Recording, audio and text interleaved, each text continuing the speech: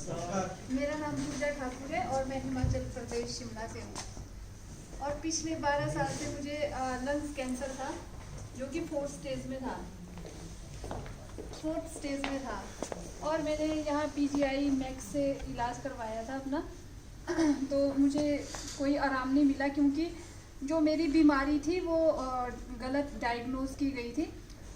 By profession में एक doctor हूँ। उन दिनों मैं देहरादून में जॉब करती थी, तो मुझे खांसी हो गई थी, काफ़ी ज़्यादा खांसी हुई। तो इलाज करवाया, उसमें जो मेरे लंग्स में छेद हो गए थे, छेद से दिखते थे। तो मुझे भी पता था कि अगर आपके लंग्स में होल है तो वो टीबी का एक कारण हो सकता है।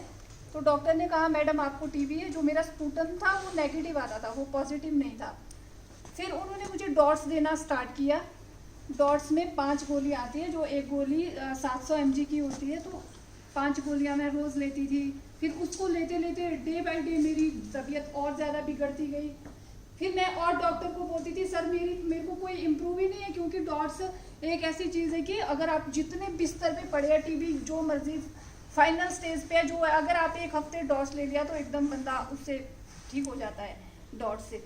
तो सर ने कहा शायद आपका इम्यून सिस्टम बहुत वीक हो चुका है, उसकी वजह से ये है वो है।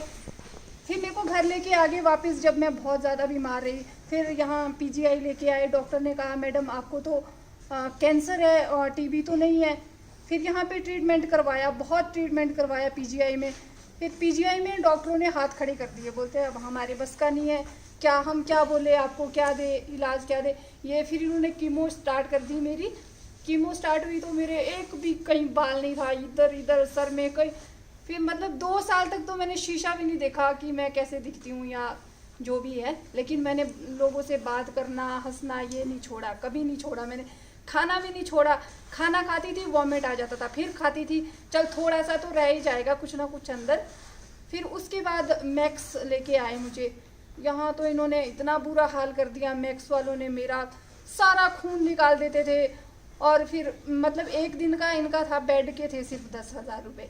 और कोई भी दिन इनका ये नहीं जाता था जिस दिन ये 1-1.5 लाख रुपए का मतलब बिल नहीं बनाते थे मेरे लिए सारे। मतलब मतलब मैं अपने हस्बैंड का बहुत बहुत धन्यवाद करना चाहूँगी। उनकी एक बार इतनी नौबत आ गई थी कि अब गाड़ी बेच देता हूँ, शायद इसको बेच के थोड़ा सा कुछ और आगे ट्रीटमेंट बढ़े। जब इनको ये लगा कि अभी कुछ नहीं होने वाला, तब कहा कि कुछ नहीं हो सकता जी, आप घर लेके जाओ पेशेंट को। फिर तो मैं इतनी थी कि ना मैं बोल सकती थी ना मैं चल सकती थी।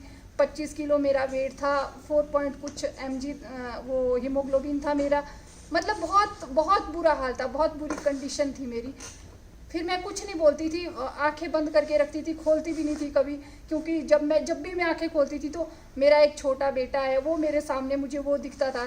फिर मेरे को बहुत गंदा लगता था कि भाई नहीं खोलती थी मैं आंखें अपनी। फिर इसके बारे में मुझे अनुपमा एक लड़की है, उसने बताया मेरे हस्बैंड को कि ये एक iPulse आया है, आप ट्राई करके देखो अगर कुछ इससे होता है। वो भी करवाया। जब वो स्टार्ट करवाया तो कॉटन से मतलब अंदर मुंह में डालते थे मेरे, कब नीचे जाता होगा कोई पता, मुझे भी पता नहीं है। लोग आते थे, आज पता नहीं, आज इसको कुछ हो जाएगा, कल इसको कुछ, सारा सुनाई तो सब देता था मुझे, लेकिन मैं बोल नहीं पाती थी। बस ये सोचती थी ये ऐसा क्यों बोलते हैं यहाँ आके मेरे सामने। फिर उसके बाद मैंने iPulse लेना स्टार्ट किया धीरे धीरे।